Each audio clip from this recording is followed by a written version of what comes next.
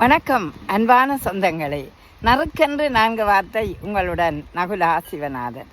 இந்த அம்மா இந்த நாள், அதாவது மூச்சாச்சாக்கன்று சொல்லுவார்கள், மதர்ஸ் டே நேற்று கொண்டாடப்பட்டது. இந்த மதர்ஸ் டேயை நாங்கள் கொண்டாடுவதற்கான காரணம், இறந்த அம்மாவை நினைக்க வேணும், வளர்க்கிற அம்மாவை நினைக்க வேணும். அதுபோல் எங்களோட அம்மா எங்களை வளர்த்த அந்த அம்மாக்களை நினைத்து கொள்ள வேண்டிய ஒரு தருணம்தான் இந்த அம்மாக்கள் நாள். அது கொண்டாட்டம்தான் என்று இல்லை. அம்மாவுக்கு ஒரு அன்பு வார்த்தை சொல்லலாம், அம்மாவுக்கு ஒரு அன்பு பரிசு கொடுக்கலாம், அம்மாவுக்கு ஒரு கட்டி முத்தம் கொடுக்கலாம். அதே நேரம் அம்மா செய்த செயற்பாடுகளை நீங்கள் பாராட்டி பார்க்கலாம். இதுதான் உண்மையாக அந்த நாளில் செய்கின்றது. அதாவது எதையும் ஞாபகப்படுத்துவதற்காக காலங்களை வகுத்திருக்கிறார்கள் என்றுதான் சொல்ல வேண்டும். எனக்கு அம்மா இல்லை, ஆனாலும் அந்த நாளில் நான் அம்மாவை நினைத்து பார்த்தேன். என்னை இந்த பூமிக்கு கொண்டு வந்த அருந்தெய்வம் அந்த அம்மா. அம்மா என்றால் உயிர்தான். எத்தனை கருத்துக்கள் வந்தாலும், எத்தனை தடைகள் வந்தாலும் அம்மாவை போல் அரவணைக்கக்கூடிய தெய்வம் வேறு இல்லை என்று தான் சொல்லணும்.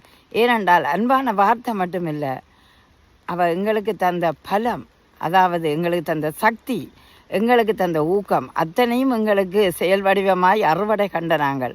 ஆகவே தான் அந்த அம்மாவின் பாசம் மறக்க முடியாத ஒன்று. அந்த பாசம் நூல் இலையில் பின்னப்பட்ட ஒன்றாகவே இருக்கும். ஆனால் எங்களோட கண்ணுக்கு தெரியாது.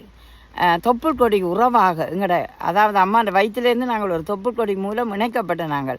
அப்படி ஒரு உறவுகளாக நாங்கள் இருக்கிற நாங்கள் அம்மாக்களை போற்ற வேணும். அம்மா தெய்வந்தான், உண்மையிலேயே கடவுள் தான்.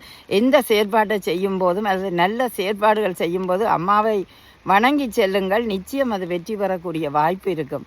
அதாவது தாயை போற்றுவதனால் தரணியில் ஏது பாவம் என்று சொல்வார். ஒரு பாவமும் இல்லை. தாயை போற்றுவது தான் சால சிறப்பானது. ஏனென்றால் அந்த தாயின் மனம் குளிரும் போது எங்களுக்கும் நல்ல ஒரு வாழ்க்கை கிட்டும். அதனால் எப்போதும் தாயை மறக்காதீர்கள். சில நேரம் உங்களுக்கு கருத்து வேற்றுமையால் கோபித்து கொண்டிருப்பீர்கள். அப்படி கோபித்து கொண்டிருந்தாலும் என்றோ ஒரு நாள் சந்தோஷமாகுங்கள். காலம் குறுகியது, கடமை உங்களை அழைக்கும். ஆனாலும் அம்மாவின் அந்த பாசம் மீண்டும் வராது. ஒரு அம்மா தான். அதனால் தான் அம்மாக்களை என்றும் போற்றுங்கள்.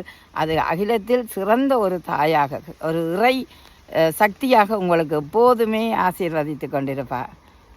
எனவே அம்மாக்களை போற்றுவோம், ஆசி அவர்களிடம் பெறுவோம். நன்றி.